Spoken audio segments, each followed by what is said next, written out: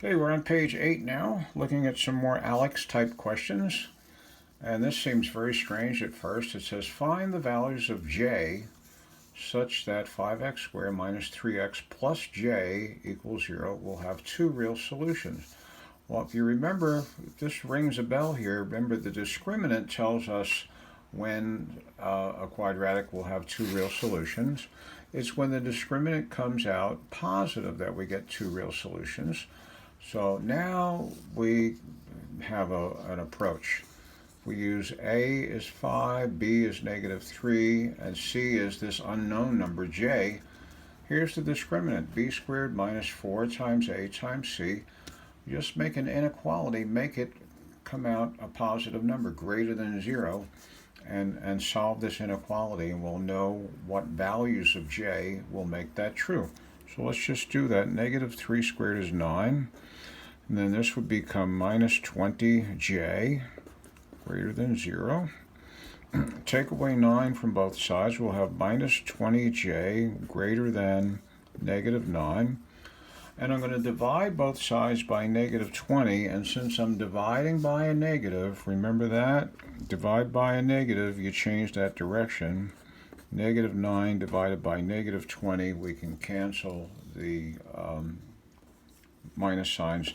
So any number used for j that's less than negative 9/20ths would make this have two real solutions.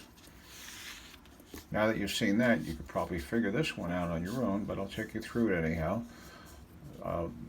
We've got a quadratic here with an unknown number at the end. We want to have one real solution. That amounts to making the discriminant come out to exactly 0. So there are our values for A, B, and C. We're using j for C here. I'll just solve this for j. So that's 4 minus 12j is exactly 0.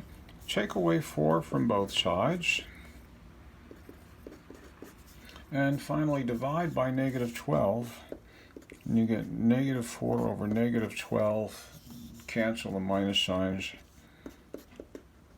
1/3. If j is 1/3, there'll be exactly one real solution to this quadratic. And lastly, what do we do so that this will have no real solutions? Work out the discriminant, make the value of j such that the discriminant is something below 0, something negative. Okay, so b is negative 1, negative 1 squared is 1. And let's take away 4 times a, that's 16, times the c value is the j. I want to just add 16j to both sides. And then divide by 16, and I get 1/16 less than j, or in other words, make the j larger than 1/16. If j is larger than 1/16, this will have no real solution. Okay? Now, this is classic. This is an equation actually from physics. If you launch an object at a certain number of feet per second, this would correspond to shooting it straight up 125 feet per second. The height after t seconds tick by would be given by this expression. You plug in the number of seconds and you get the height. We want to know at what number of seconds, find all the values of t, which amounts to find how many seconds go by when the height is 71 feet. Now, if you think about this is where a little imagination comes in before we get to the math.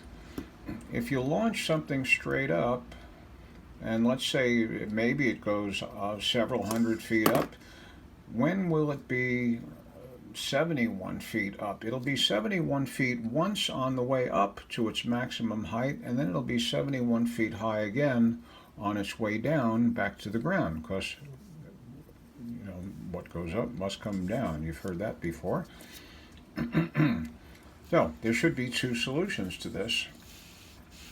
And the trick is set the height equal to 71. Figure out what values of t will make the height come out 71.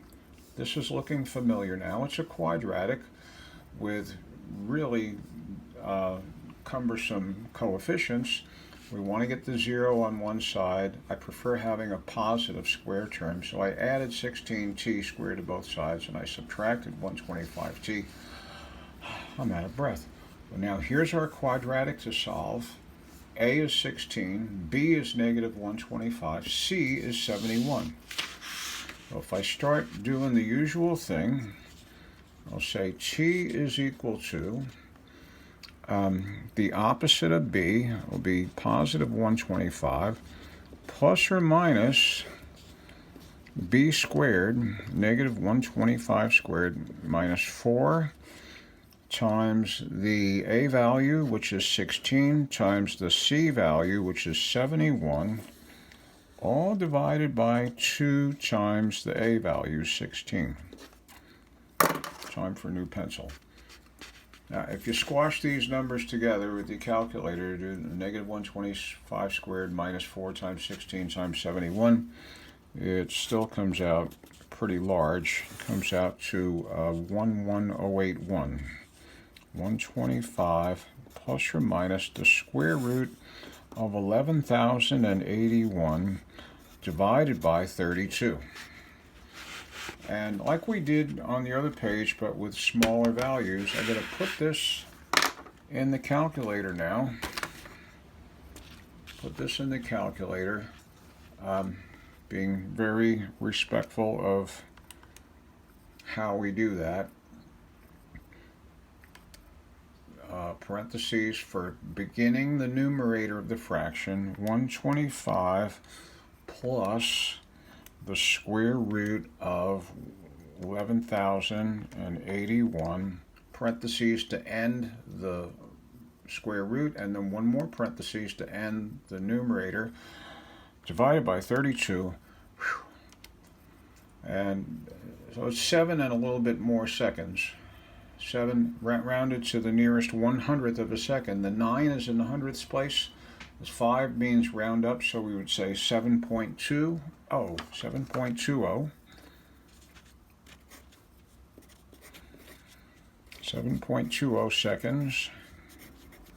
And we'll see what the other one comes out to. Remember the little trick. I want to just change that to subtract. See, I can't go up there right now. The arrow key won't go. But if I do second entry, now the arrow key will let me back in there. I'll change that to subtract. And what is this? This is 61 hundredths and a little bit more. So the 1 is the hundredths. We'd round up to 0.62.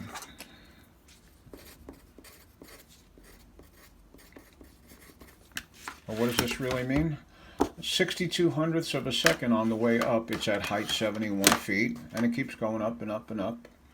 And you could plug in other numbers for t and find out what the heights get up to.